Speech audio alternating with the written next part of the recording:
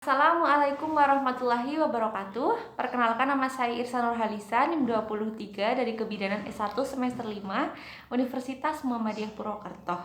Di sini saya akan memberikan pendidikan kesehatan mengenai pemanfaatan herbal dalam kebidanan, khususnya pada ibu pasca bersalin atau ibu postpartum. Langsung saja ke videonya. Assalamualaikum warahmatullahi wabarakatuh, Ibu. Waalaikumsalam warahmatullahi wabarakatuh, Bu. Ibu, sebelumnya perkenalkan dulu, nama saya Irsa. Kebetulan saya sedang bertugas pada pagi hari ini. Nah, Ibu apa kabar? Baik. Alhamdulillah. Sebelumnya, apa ada yang ingin disampaikan? Ada, saya kan kemarin habis melahirkan. Ibu saya bilang katanya saya suruh minum jamu, apakah boleh? Dan jamu apa yang harus saya minum, Bu? Baik, langsung saja ya Bu. Berarti di sini saya akan memberikan pendidikan kesehatan pada Ibu mengenai pemanfaatan herbal dalam kebidanan ya, khususnya pada Ibu yang habis bersalin. Jadi nanti boleh nggak sih minum jamu gitu ya? Nanti akan saya jelaskan. Yang pertama saya akan menjelaskan apa itu sih tanaman herbal. Jadi tanaman herbal itu atau pengobatan herbal itu menggunakan tanaman-tanaman yang ada di sekitar kita, menggunakan biasanya cara-cara tradisional ya Bu. Dan biasanya untuk ibu habis melahirkan itu menggunakan tanaman yang dibuat sebagai jamu, seperti ada kunyit, kemudian kencur, biasanya yang diberi tambahan dengan beras ya, atau biasa dinamakan dengan jamu beras kencur. Nah, boleh ibu sebenarnya mengkonsumsi jamu bagi ibu bersalin, asalkan nanti memperhatikan hal-hal yang perlu nanti akan saya sampaikan. Jadi yang pertama, kenapa kunyit bisa? Karena kunyit itu mengandung karbohidrat, protein, kemudian vitamin, mineral, dan juga yang terpenting itu mengandung kurkumin. Kurkumin itu berfungsi untuk bermanfaat untuk menyembuhkan luka perineum, kemudian untuk melancarkan produksi ASI, dan juga untuk mengencangkan otot-otot perut ibu. Nah, yang kedua, kenapa kencur bisa? Karena kencur itu mengandung zat yang dinamakan senyawa fenolik yang berfungsi untuk mempercepat proses penyembuhan luka jahitan pada ibu.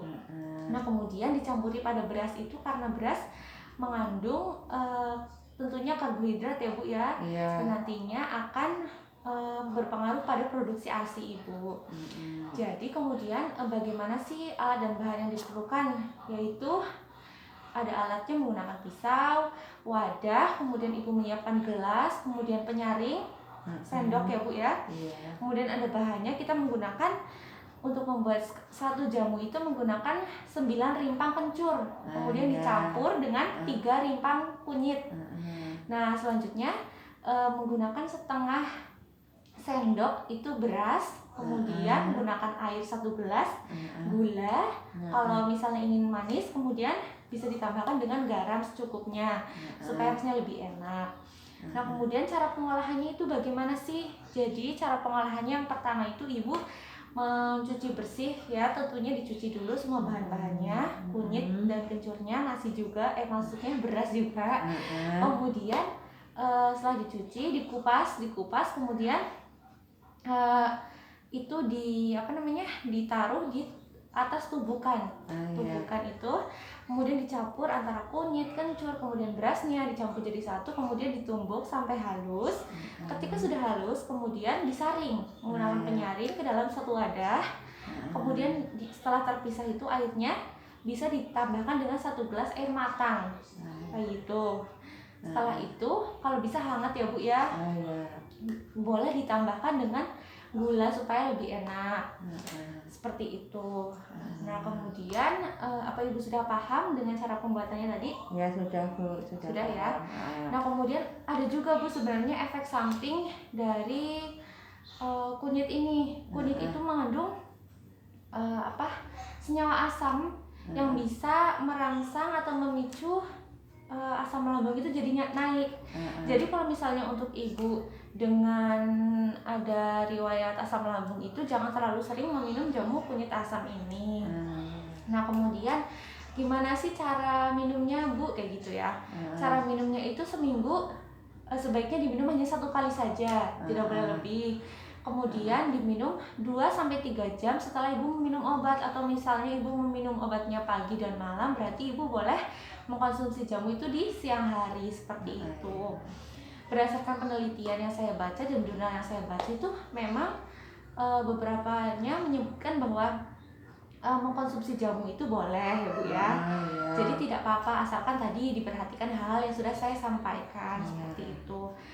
Alhamdulillah sudah selesai penjelasan saya. Dari yang tadi saya jelaskan, apa Ibu sudah paham? Sudah paham Bu. Paham ya Bu? Jadi apa ada yang mau ditanyakan? Enggak Bu, enggak.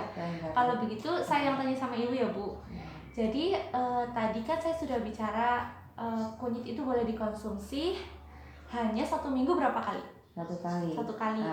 Ya betul sekali Bu, bagus. Jadi mungkin sekian yang dapat saya sampaikan ya Bu. Jadi tidak masalah mengkonsumsi jamu asalkan memperhatikan hal tersebut tadi. Nah, saya doakan semoga Ibu sehat, bayinya sehat, semuanya lancar ya Bu. Ya, amin. Mungkin saya akhiri. Billahi taufiq wal hidayah. Wassalamualaikum warahmatullahi wabarakatuh. Waalaikumsalam warahmatullahi wabarakatuh. Terima kasih ya Bu. Iya. Ulang lagi.